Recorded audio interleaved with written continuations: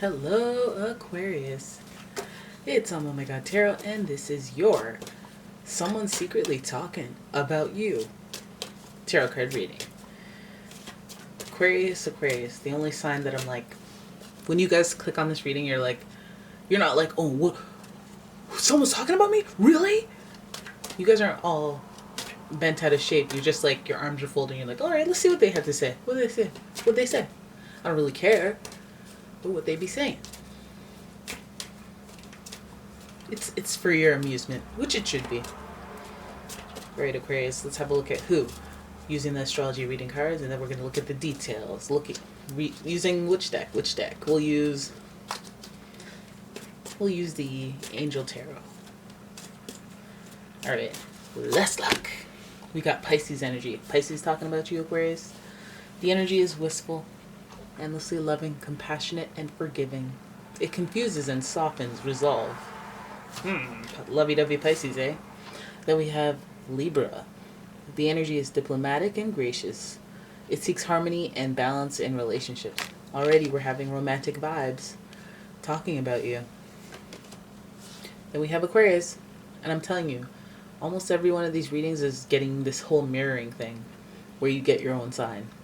The energy is freedom-loving, rebellious, idealistic, and technological. You got two air signs, so we know that there's a lot of thinking going on. It might be mental warfare. Mental warfare. This person's talking about you, they're thinking about you a lot.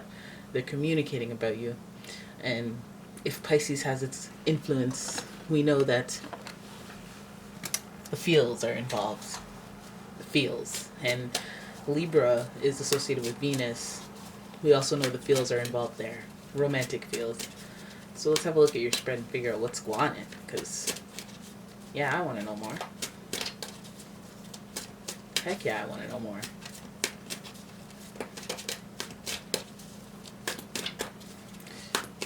Here we go. Your first card, the Six of Pentacles, generosity. Go ahead, talk about me. You want to be generous. You want to be generous to me? You want to give me love? You want to give me money? Yeah, okay. We can talk. Page of Cups, nice energy there. Friendship, but also just offering some curiosity that is stimulating and, a little kind gesture, a little kindness for you. Followed by the Queen of Swords, who likes to make cameo appearances. Queen of Independence. Someone who has their guard up, for sure. Somebody who has their guard up, but a figure of authority as well. Then we have the Four of Cups, indifference. I find that interesting. I don't know what deck I used in my last reading, but I find that interesting. Ten of Wands, burdens.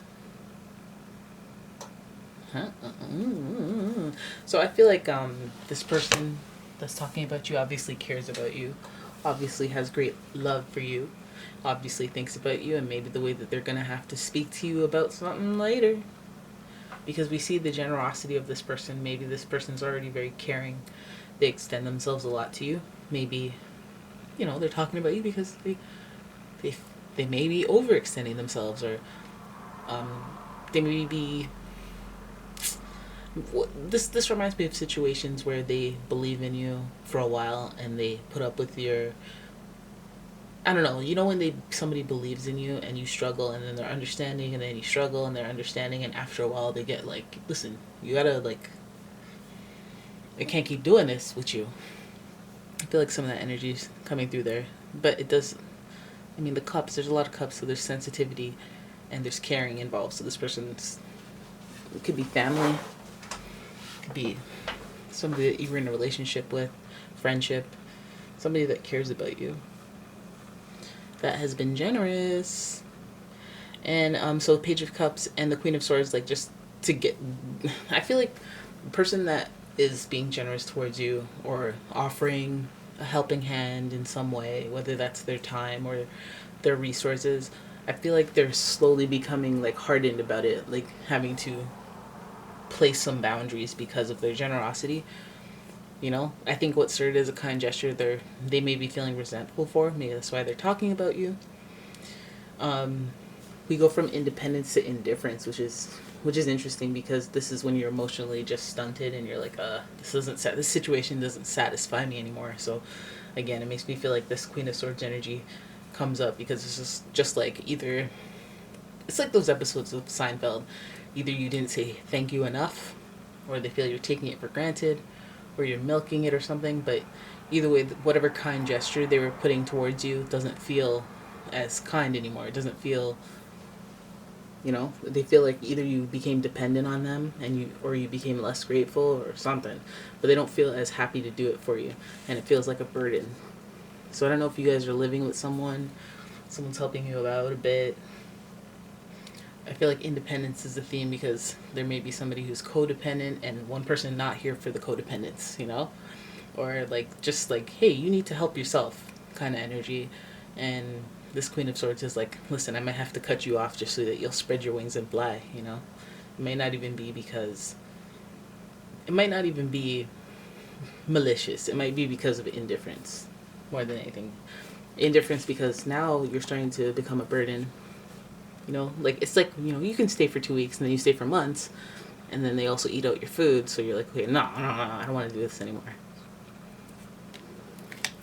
Ten of Wands burdens, But also, it's funny because, like, I feel like people in that situation, when somebody reaches their Queen of Swords breaking point and they're like, listen, you gotta, like, go, then that person's gonna be all, like, upset.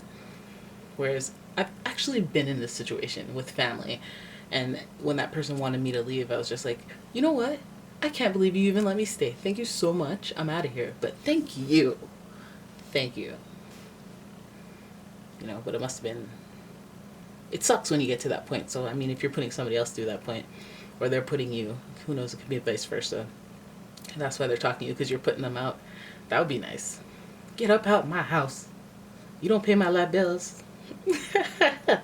Anyways, you see this person as a burden. They may see your friendship or however they're helping you, it becomes a burden because they have so much on their plate. And it may have come from a good place and then they slowly accumulated too much. They could have, helped you in a place where they had more resources, and then let's say something happened with them and then now they can't afford to, or not even just afford, maybe they don't have time or, resources. They can't give you something they could give you before.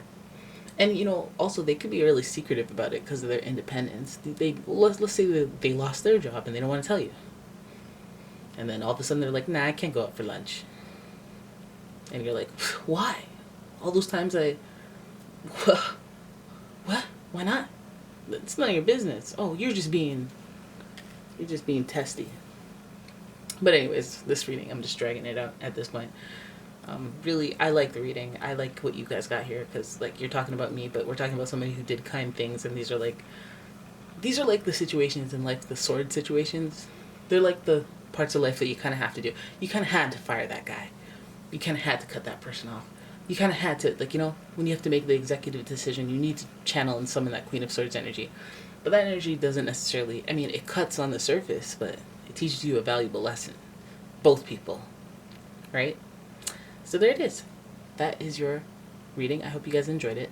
If you did, please give the video a thumbs up. Please subscribe to the channel. Please leave a comment. And if you'd like a personal reading, please check out the description for a link to my website. And thank you so much for watching. I'll see you guys in the next one. Bye.